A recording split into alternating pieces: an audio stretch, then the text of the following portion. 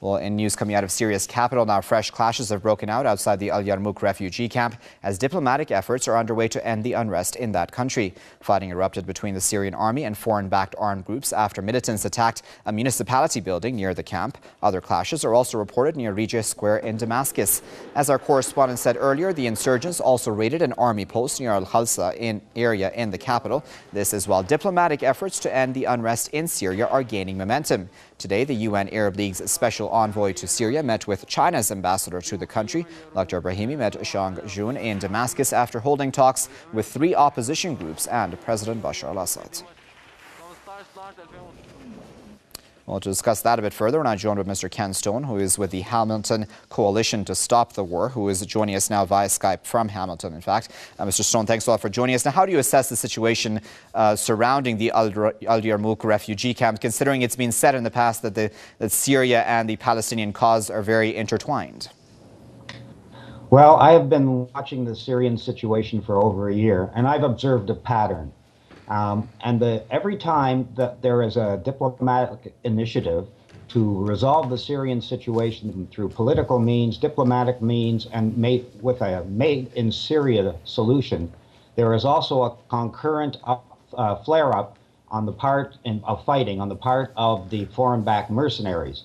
So if the mercenaries have now attacked the Palestinian refugee camp in Damascus, it's not a surprise to me, it's not an accident, and it's not a coincidence. It's, in a word, sabotage on the part of the governments that back these mercenaries, namely the US, Canada, unfortunately, certain NATO countries, certain Arab monarchies that wish to undermine the peace process, even though they support, in principle, the UN resolutions for which Mr. Brahimi is inside of Syria. Still, they would like to see regime change and the overthrow of the government and its replacement by a more compliant regime.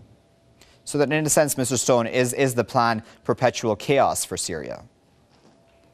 I don't think it's perpetual chaos. I think what's happened is that the Western countries are moving their chess pieces into place for a military intervention in the new year.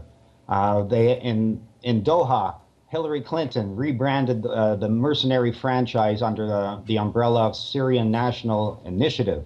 A few weeks later in Morocco, another piece was moved into place when the so-called Friends of Syria, which Canada unfortunately helped to organize, called for the recognition of these mercenaries as the sole legitimate representatives of the Syrian people, even though, amazingly, the Syrian people have never been consulted. A major U.S. fleet is off the coast of Syria in the eastern Mediterranean, containing at least 1 Canadian frigate.